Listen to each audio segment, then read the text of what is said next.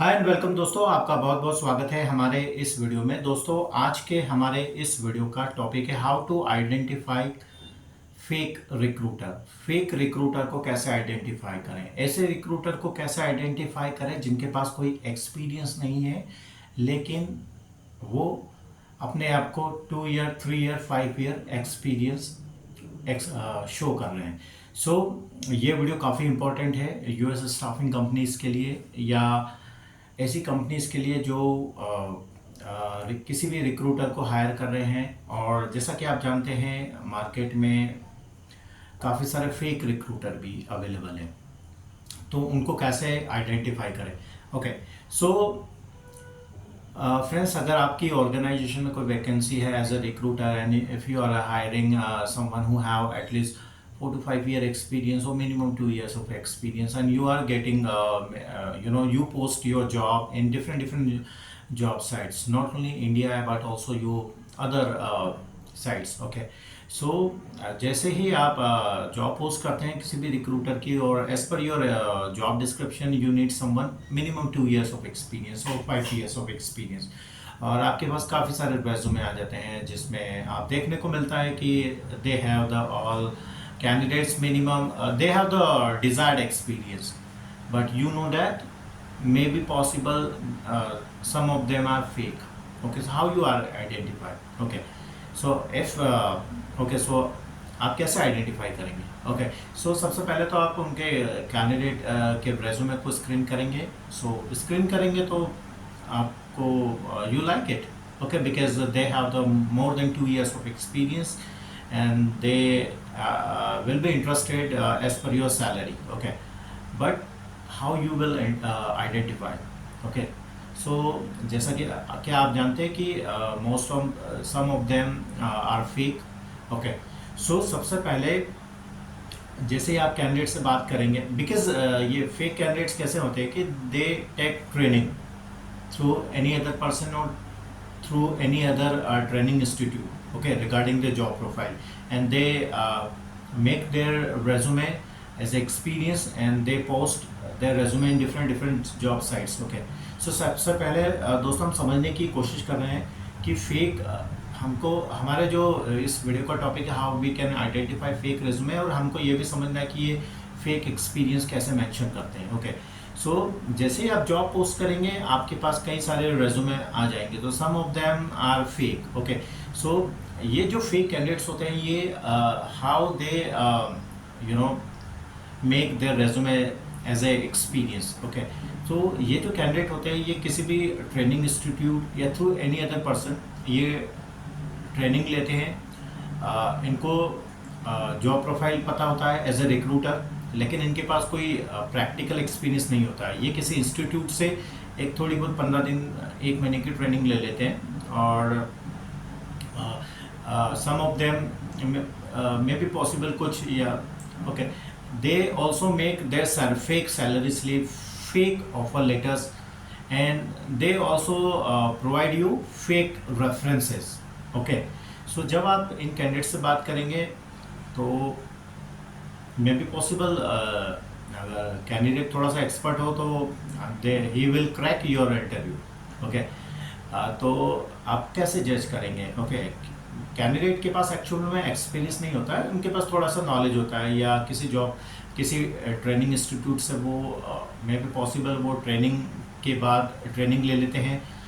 तो उसमें अगर आप ऐसे कैंडिडेट को हायर करते हैं तो as per your requirement they will give you offer letter, salary slip and references.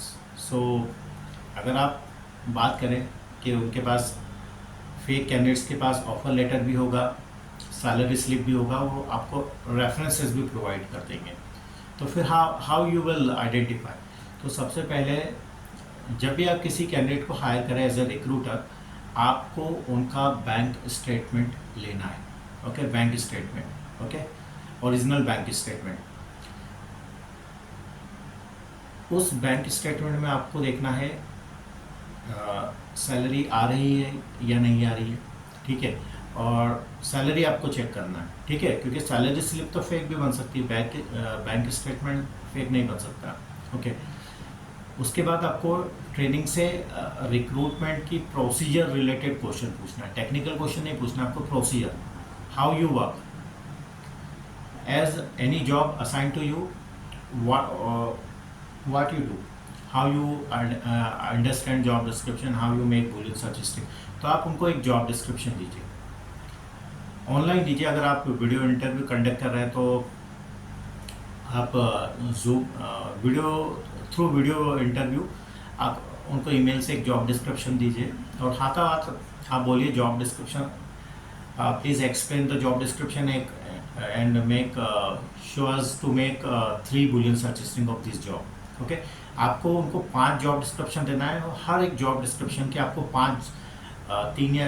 3 से लेकर 5 boolean search string बनाने का बोलना है, और उसके बाद आपको अपना एक ऑनलाइन एक्सेस देना है किसी भी जॉब साइट्स का।